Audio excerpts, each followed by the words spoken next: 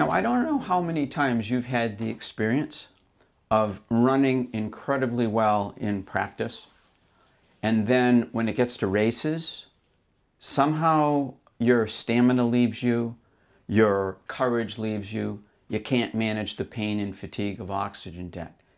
And it reminds me of a cross-country runner I worked with, a high school senior by the name of Mitch. And Mitch was a really good runner. And in practice, Mitch was probably in the top two consistently. Easily beat out the 3rd through 8th, 9th runners on the team. But then he'd get into races, and even before the races, you could see the problem happening.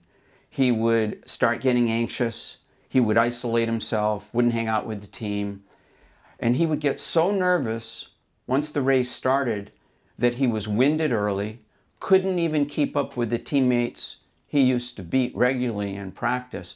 And towards the end of his races, he'd throw up right in, like 30, 40, 50 yards from the finish line. Now, one of the things that Mitch was doing wrong, of course, was his focus. In practice, he'd pay attention to his rhythm. He'd pay attention to what he was doing. He wouldn't be concerned about who he was running against. He wouldn't be concerned about his time or his place. But in races, his focus switched to that. He started pressuring himself. I need to beat these guys. What if I don't? What if I throw up again? What if I get too nervous? And all of that conspired together to set him up to be nervous and to really underachieve. So Mitch and I sat down, worked on this stuff, teaching him how to be aware of the mental mistakes that he was making pre-race. For example, over-focusing on outcome, over-focusing on the competition, what I call crunching numbers, thinking about your time. And what he needed to focus on was what he was doing and his rhythm, his pace. And within a short amount of time, Mitch's race performance started going faster. He started calming down, stopped having problems with the nausea at the end of the race, and stopped having problems pre-race with his nervousness.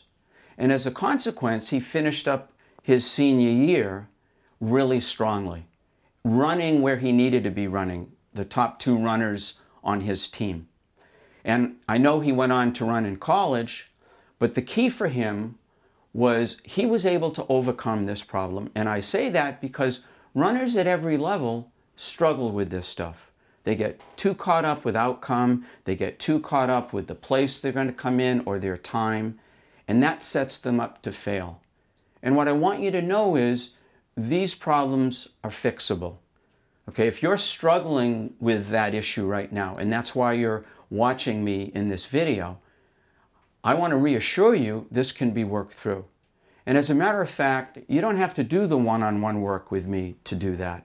You can work with some of the training material, the audios and the workbooks that I've put together, because I see this problem so often in cross-country and track and field.